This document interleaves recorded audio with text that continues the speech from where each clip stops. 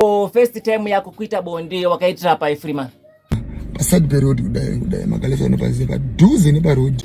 Hey, good morning class. Ko iwe extra ndakanza kuti ndi wakaudza magrade 7 ndrudana na nomusi. Ina number dad. Waita lucky mfana ndanga ndichakurowa nasi wanzo. Hey odoko. Kona izinde. Vano venga mabrongo sei vatiwedzera mutongo asi kana kata mari trio mabrongo ndichata ekuchera kunge ndikuchera mvura muchirongo. Ndiani uyo ari kutaura zvema drugs uyu? Ko iwe mfana wangu unoti chii kune vanhu vakaita savana silent killer waenda zvema drugs? Zviri nani kutakwa nebonza kutarisa mudenga unenge uridonza. Freeman uya kunoko. Freeman uya kunoko kumberi kunoko.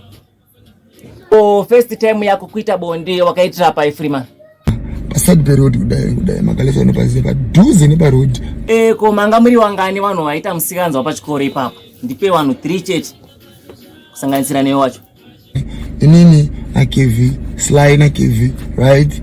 Kilati, Muraiti. Ndara kujikiswa. Yo, hainga zvakaoma. Ko date ravakatanga kuita bonde uchiri kuriziva here mukoma?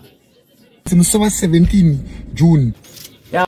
Ko Kilati kurisei kumaraini? Na umaraini kuribo. Uya kumberi kunoko, uya kugara. Iwe unoimba music yakaita sei? Unoimba music ipi yacho chai? Uona manje music andoimba nini? Ndoimba music yakasiyana siyana.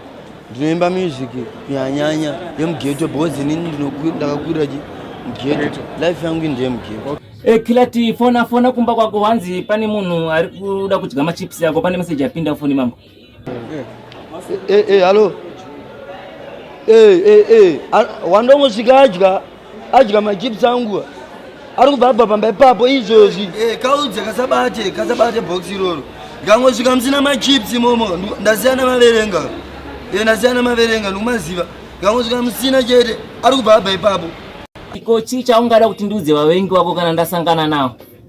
Vaudze kuti zvavanondita ndizvide chimugara mavaudza tiri kuvaudza chivaudza kuti mamero vazvinzwe zvamugara tavabatisa tombovatipa. Vaudze kuti zvavanondita ndizvide. Achenda unogara pasi zvako.